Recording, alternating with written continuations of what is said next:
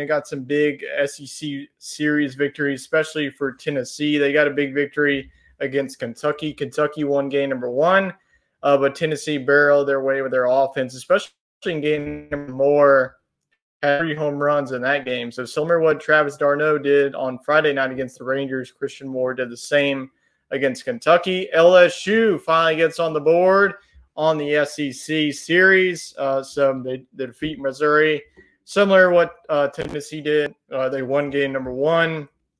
Fell short of a comeback in game number 2, and then they slugged their way back to a 6-2 win. So LSU with their first series, and it's almost May. So that's probably not what LSU fans expected for this year. Facing Auburn.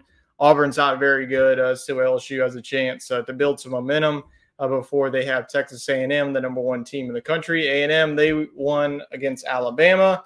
Coastal Carolina gets a series win over red-hot Louisiana. Louisiana had like 16 straight wins, but Coastal Carolina, they took 2 or 3 over the Raging Cajuns.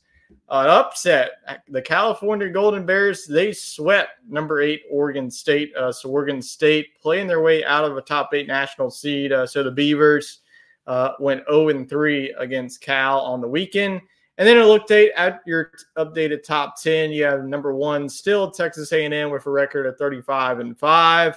Arkansas is number 2. Tennessee is number 3. There's a theme here. Number 4 is Kentucky. 5 is Clemson, 6 is Duke, 7 East Carolina, 8 is Wake Forest. We just talked about Wake Forest being one of the more disappointing teams. That was a waste of an episode. And then number 10 is Florida State. So, out of those top 10 teams, who's really catching your eye that could really make a deep run to Omaha? Well, did you send the Wake Forest athletic department an invoice for the motivational speech? Because we got that team going.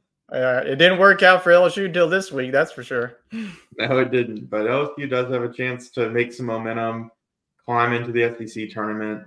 There's going to be probably 10 SEC teams in the field. So lots to play for. But in the top 10, I think Kentucky's the team that stands out. I mean, they just, they had a good year last year, and they're a pesky bunch for sure. I mean, we see it for the last several years, but for them to make that leap into the top 5 is pretty crazy. And then Texas A&M just looks flat out dominant. I don't know if it's the camera angles at their stadium or what, but they just look like they have like 8 Giancarlo Stantons in their lineup, and then like some 5'8" guy that can also take you deep. So I just think that their powers to be unmatched, and as long as they can pitch down the stretch, I mean, that's going to be a really tough team to dethrone. Yeah, Texas A&M, I think the guy you're talking about, Jay Slavilet, I mean, that guy can just nuke a ball every time that he steps up. And their pitching staff. Montgomery at shortstop. They got Braden Montgomery, the transfer out of Stanford. So, yeah, this is a loaded team. They're going to win a national championship. I feel like it has to be this year. They're definitely a complete team. Arkansas as well. They got a big series this weekend on the road at South Carolina. Tennessee also got a big victory against Kentucky. I think that Kentucky, this was a team that made it to the Super Regional.